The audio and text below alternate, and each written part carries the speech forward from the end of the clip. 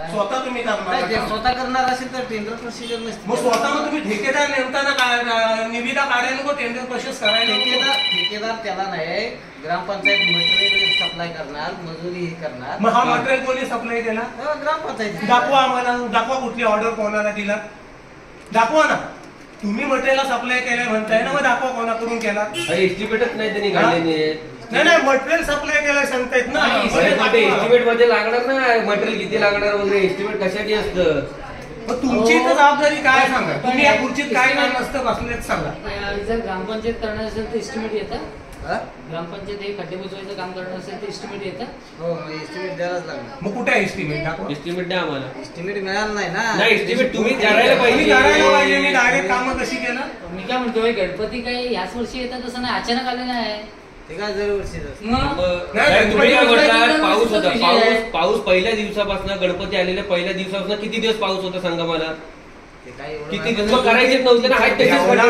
एवढा माहित नाही म्हणतात ते. म्हणजे मला सांगा हो, गणपती फक्त काय या 2 खड्ड्यातच जाणार होते, तिथे गाडीचा ना काही ग्रामपंचायत आणि डायरेक्ट वरती बगाडे पूल, बाकी खड्डे नाही बुजवले. मग मला सांगा हो, तुम्ही शासनाचा पगार घेताय ना हो, तुम्हाला लक्ष टाकायला नको का? जो काम ठेकेदार काम करतोय त्यांनी काम व्यवस्थित केलंय की नाही त्याची शानिशा करायला नको.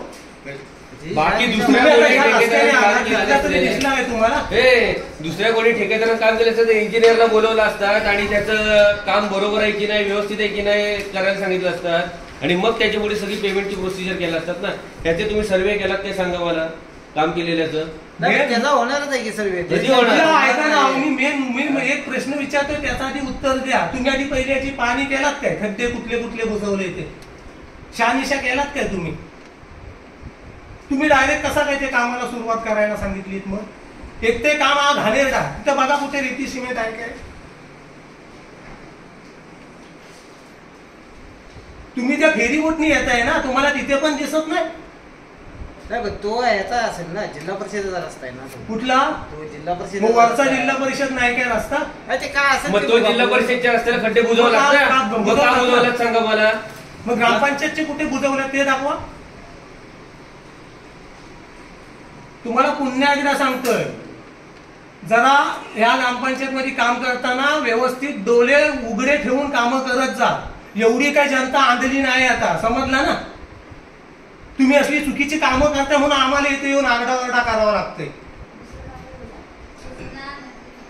तुमच्या या पंचायत समोर जरी दिसतोय काय बघा, खड्डा बुजवलेला दिसतोय काय बघा. हा शेणावर माती वळल्यासारखा केलाय काय? घरातली जमीन केलेली आहे काय?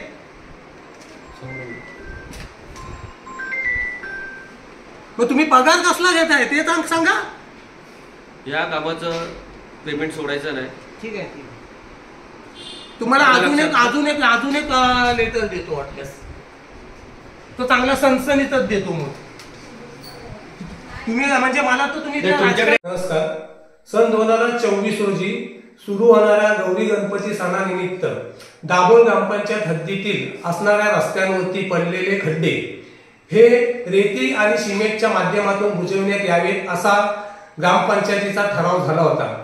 त्या ठरावाच्या अनुषंगाने ग्रामपंचायतीने गौरी गणपती विसर्जन होण्यापूर्वी खड्डे न बुजवता ते खड्डे आता गौरी गणपती विसर्जन झाल्यानंतर बुजवण्यास सुरुवात केलेली आहे आणि सदरील खड्ड्यांची कुठल्याही प्रकारची इस्टिमेट, टेंडर प्रोसेस किंवा निविदा वगैरे काढण्यात आलेली नाही. आणि या ग्रामपंचायतीने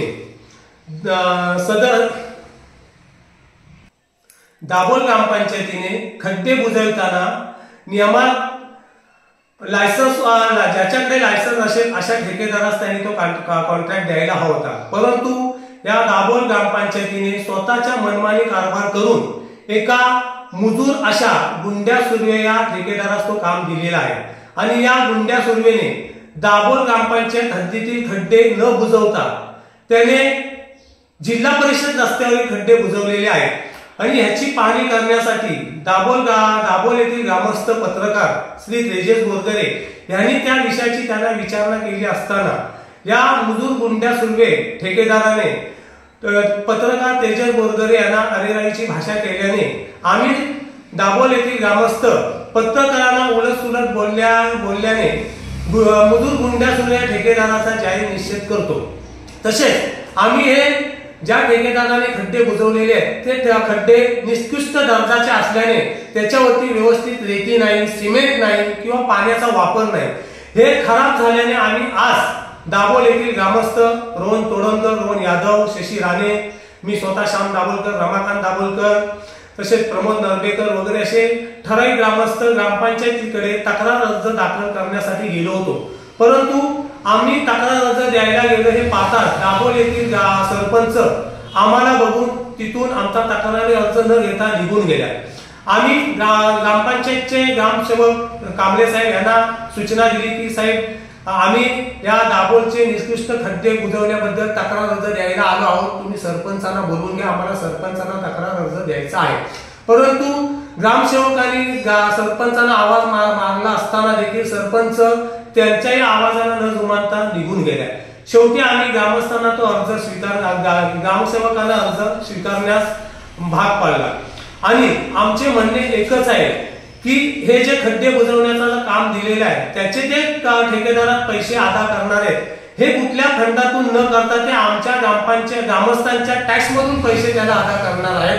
तर मी एकच ग्रामपंचायतीला आम्ही ग्रामस्थांच्या वतीने विनंती केली आहे की सदरी ठेकेदारास पैसे देताना आम्ही तक्रार अर्ज करण्याकरता आलो होतो तेवढ्या ग्रामस्थांच्या समवेत चर्चा करावी आणि नंतरच त्या ठेकेदारास त्या कामाचा मोबदला द्यावा.